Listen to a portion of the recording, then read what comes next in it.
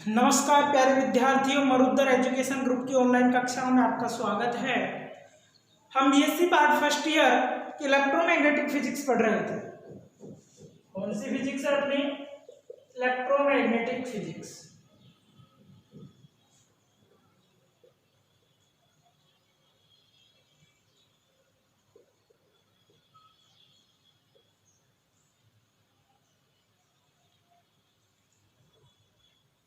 Electromagnetism physics जो विद्युत चुंबकीय फिजिक्स होती है, भौतिकी होती है, उसके बारे में हमने अध्ययन किया था कि इसमें सबसे पहले जो अपना पहला लेसन वो क्षेत्र था, यानी कि फील्ड क्या होती है, फील्ड को कितने भागों में डिवाइड किया गया है, ये हमने लास्ट क्लास में अध्ययन किया था।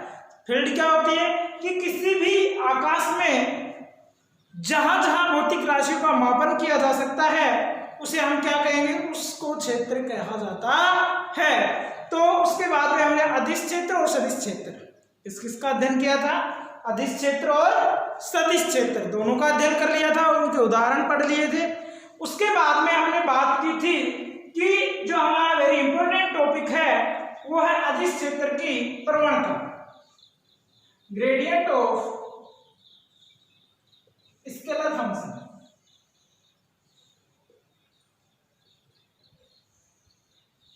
ग्रेडियंट ऑफ स्केलर फंक्शन क्या होता है? अदिश क्षेत्र की प्रवणता। अदिश क्षेत्र की प्रवणता। अब इसमें हमने एक परिभाषा पढ़ी थी कि किसी अदिश क्षेत्र में, नाम से स्पष्ट है, किसमें याद कर रहे हैं? अदिश क्षेत्र की प्रवणता याद कर रहे हैं। तो किसमें होगी? अदिश क्षेत्र में होगी। फलन कौन सा होगा? अदिश फलन होगा। तो दो वर्ड याद हुए, अदिश क्षेत्र और अदिश फलन। परिभाषा कैसे बनाएंगे कि किसी अदिश क्षेत्र में अदिश फलन के अधिकतम परिवर्तन की दर, किसकी अधिकतम परिवर्तन की दर क्या कहलाती है? अदिश क्षेत्र की प्रवणता कहलाती है। अब इसको हम डायग्राम से समझते हैं।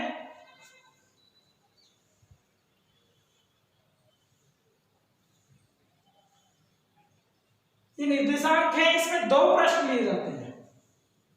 एक तो S1 प्रश्न लिया है, एक S2 प्रश्न लिया है। इसको मूल बिंदु माना गया है। एक बिंदु मूल बिंदु से यहां पे है, दूसरा बिंदु यहां पे स्थित है। माना ये बिंदु है A, ये बिंदु है B, ठीक है। यहां से तीसरा बिंदु यहां पे स्थित है C, यहां से इसके लंब डाला जाता है। ये एकांक सदिश है n कैप, ठीक है। मूल बिंदु से दूसरे पृष्ठ में S2 में एक बिंदु B जो प्रेक्षण बिंदु है उससे उसका मिलान करते हैं। तो अब हम इसमें इनके मतलब स्थिति सदिश बताएं तो O से A का स्थिति सदिश माना क्या है? R vector. क्या है? R वेक्टर है। सबसे पहले क्या लिखेंगे कि किसी अदिश क्षेत्र में अदिश फलन के अधिकतम परिवर्तन की दर अदिश क्षेत्र की प्रवणता कहलाती है। फिर लिखेंगे प्रवणता फाई बराबर प्रवणता याद करें, और फलन कौन सा है? फाई इक्विवेलेंट ग्रेडियंट फाई, यानी कि ग्रेड डॉट फाई, ठीक है। उसके बाद में चित्र का वर्णन लिखेंगे कि हमने दो पृष्ठ लिए, S1 व S2। इनके फलन क्रमशः फाई व फाई प्लस डेल फाई, यानी कि S1 पृष्ठ का फलन क्या है? फाई फलन है। S2 पृष्ठ का फलन क्या है? फाई प्लस डेल फाई फलन है। तथा मूल बिंदु O से A के मध्य का स्थिति सदिश R वेक्टर, मूल बिंदु O से B का स्थिति सदिश R प्लस डेल, ठीक है। यहां तक का काम पूरा। उसके बाद में A से C के मध्य में होगी दूरी डेल n, और A से B के मध्य क्या होगा? Del R। क्या है? Del R। डेल n और डेल r के मध्य एंगल होता है थीटा। कौन सा एंगल है? थीटा है। ठीक है, एन एकांक सदिश है या अभिलंब एकांक सदिश है। यहां तक किसी कोई दिक्कत? कैसे लिखेंगे कि माना दो पृष्ठ S1 और S2 लिया गया है जिसके फलन या अदिश फलन फाई प्लस डेल फाई लिए गए हैं। इसमें एक मूल बिंदु O है, मूल बिंदु O से A के मध्य की दूरी या स्थिति सदिश जिसे हम बोलते हैं R वेक्टर है। O से B के मध्य का स्थिति सदिश R प्लस डेल R वेक्टर है। A व B के मध्य स्थिति डेल R है। A से C के मध्य डिस्टेंस जो डेल N है। अतः अब क्या लिखेंगे? AB की दिशा में, किसमें? A से B की दिशा में अदिश फलन फाई के परिवर्तन की दर, अदिश फलन कौन से की? फाई के परिवर्तन की दर क्या होगी? Del phi upon del R. तो क्या लिखेंगे इसके बाद में? भाई थ्योरी में जो बोली है मैंने वो लिख लोगे या मैं लिखाऊं? एक बार परिभाषा में लिखवा देता हूं। किसी अदिश क्षेत्र में, किसी अदिश क्षेत्र में अदिश फलन के अधिकतम परिवर्तन की दर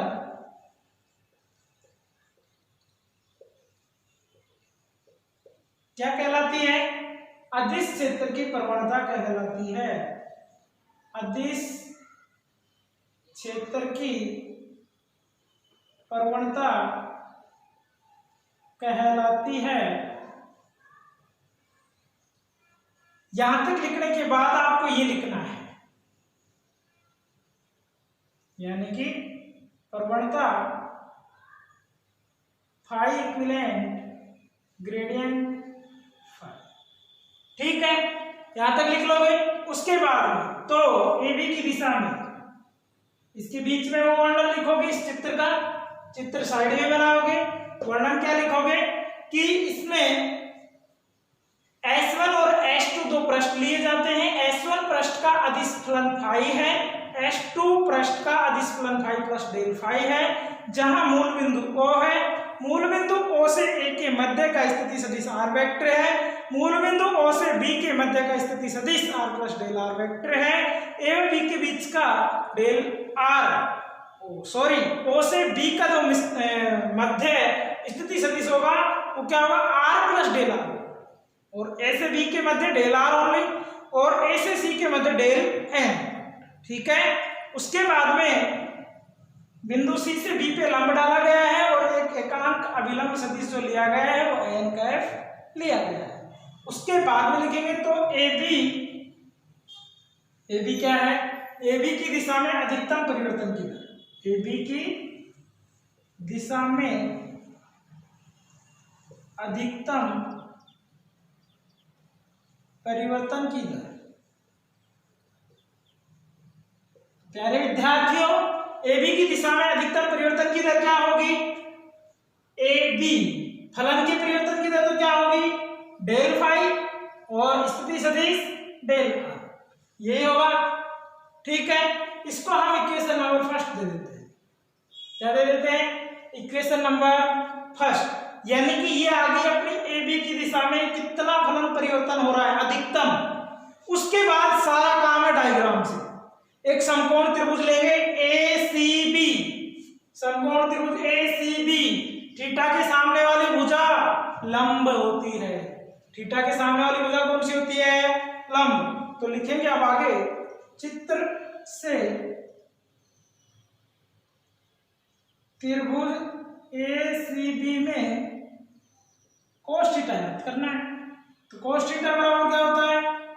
खूब पढ़ाए 9th क्लास के पढ़ते आ रहे हो, आधार बटाए करण, यानी कि A/K। और हमने अभी पढ़ा है कि थीटा के सामने वाली भुजा लंब होती है, तो यहां आधार AC होगा और करण क्या होगा? AB। तो cos theta equal to AC/AB। याद हमें क्या करना है? यानी कि अब हम यहां से इन दोनों की वैल्यू रखेंगे। AC की वैल्यू कितनी है? डेल है। AB की वैल्यू कितनी है? Del R. तो AC की वैल्यू कितनी आ जाएगी, AC बराबर AB cos थीटा, AC बराबर क्या आ जाएगी, AB cos थीटा। लास्ट में वैल्यू किसकी याद करनी है, ध्यान रखना AB की प्रवणता, अधिकतम परिवर्तन की दर किसकी याद कर रहे हैं, AB डायरेक्शन में, तो AB की याद करनी है। तो यहां से cos थीटा इक्विवेलेंट AC की वैल्यू कितनी है, डेल n अपॉन AB की वैल्यू कितनी है, डेल r। यहां तक किसी कोई दिक्कत, ठीक है, कोई दिक्कत नहीं है। तो डेल n बराबर क्या लिख सकते हैं हम, डेल r cos थीटा लिख सकते हैं। अब मैंने फिर कहा है कि यहां से अपने को वैल्यू किसकी याद करनी है, यानी कि AB cos theta equal to AC, और हम AB की वैल्यू याद करें तो क्या हो जाएगा, AB बराबर AC अपॉन cos थीटा, यही होगा। तो यहां से डेल r बराबर क्या हो जाएगा, del n upon cos theta. यहां तक किसी को कोई दिक्कत, equation number second, equation number third. मैंने फिर कहा है कि AB डायरेक्शन में मैक्सिमम रेट ऑफ चेंज याद करनी है, तो डेल r आ गया अपने पास, ठीक है, यानी क्या आ गया, AB आ गया, और AB में परिवर्तन की दर क्या होगी, del phi upon del r होगी। तो इनका उपयोग समीकरण 1 में करने पर, इन मानों का उपयोग किसमें करने पर, समीकरण 1 में क्या हो जाएगा, परिवर्तन की दर del phi upon del r equivalent यानी कि इक्वल बराबर क्या हो जाएगा, del phi upon del r की वैल्यू क्या आई है, डेल फाई यानी क्या है, del phi upon del r की वैल्यू रखनी है, डेल r की वैल्यू क्या होगी, del n upon cos theta, और ये क्या हो जाएगा, del phi upon del r equivalent del phi upon del n dot cos theta. यहां तक किसी को दिक्कत, उसके बाद में हम अधिकतम परिवर्तन की दर याद करें, क्या याद करें, मैक्सिमम परिवर्तन की दर। तो मैक्सिमम cos थीटा की वैल्यू क्या होगी, cos थीटा इक्वल टू 1। तो अधिकतम परिवर्तन की दर, अधिकतम परिवर्तन की दर del phi upon del r maximum याद करना है, cos थीटा 1 हो गया, क्या बच गया, डेल फाई अपॉन डेल। यहां तक किसी को कोई दिक्कत, समीकरण नंबर 4, ठीक है। उसके बाद में हम कहते हैं ये क्या है, आंशिक अवकलज है, क्या है, आंशिक अवकलज है। आंशिक अवकलज को संपूर्ण या पूर्ण अवकलज में बदलने पर, आंशिक अवकलज को पूर्ण अवकलज में बदलने पर तो क्या हो जाएगा, D phi upon D R maximum D phi upon D N, ये ही इसका लास्ट सॉल्यूशन होता है, ठीक है। तो प्यारे विद्यार्थियों, यहां तक कोई दिक्कत किसी को, इसको हम क्या लिख सकते हैं, प्रवणता फाई बराबर, प्रवणता फाई इक्विवेलेंट क्या लिख सकते हैं, डी फाई अपॉन, या पहले तो क्या था, gradient phi equivalent D phi upon D R maximum बराबर D phi upon D N, ये लिख सकते हैं। और यह एक सदिश राशि होती है, यह एक सदिश राशि है।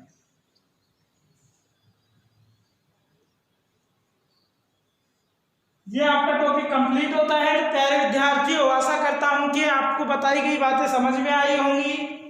फिर से एक बार देख लो, scalar gradient of scalar function क्या होता है, किसी अदिश क्षेत्र में अदिश फलन के मैक्सिमम परिवर्तन की दर को अदिश क्षेत्र की प्रवणता कहा जाता है। अतः प्रवणता फाई इक्विवेलेंट ग्रेड फाई, ठीक है। उसके बाद में हमको डायग्राम बनाना है, डायग्राम के बारे में वर्णन बताना है कि इसमें 2 पृष्ठ लिए जाते हैं, S1 और S2 होता है। S1 पृष्ठ का फलन फाई होता है, S2 पृष्ठ का फलन फाई प्लस डेल फाई होता है, ठीक है। उसके बाद में एक मूल बिंदु O लेते हैं, मूल बिंदु से प्रेक्षण बिंदु A और बी की distance R by R plus del R vector ली जाती है। उसके बाद में उनका मिलान किया जाता है और हम निकालते हैं ए बी की दिशा में अधिकतम परिवर्तन की दर, तो वो होती है del phi upon del R. समीकरण 1 आ गई। उसके बाद हम चित्र से समकोण त्रिभुज एसीबी लेते हैं। एसीबी में हम cos थीटा की वैल्यू निकालते हैं, क्योंकि हमारे को एबी की वैल्यू याद करनी है। एबी की वैल्यू याद करने के बाद हम समीकरण 1 में उसका मान रखते हैं। समीकरण 1 में मान रखने के बाद उसको मैक्सिमम यानी कि अधिकतम परिवर्तन की दर, तो cos थीटा का मान 1 हो जाता है और उसके बाद में आंशिक अवकलज को पूर्ण अवकलज में बदल देते हैं, जिससे हमें अदिश क्षेत्र की प्रवणता प्राप्त होती है, जो कि एक सदिश राशि होती है। तो धन्यवाद विद्यार्थियों, और आपको अपनी नोटबुक में ये सब राइट करना है।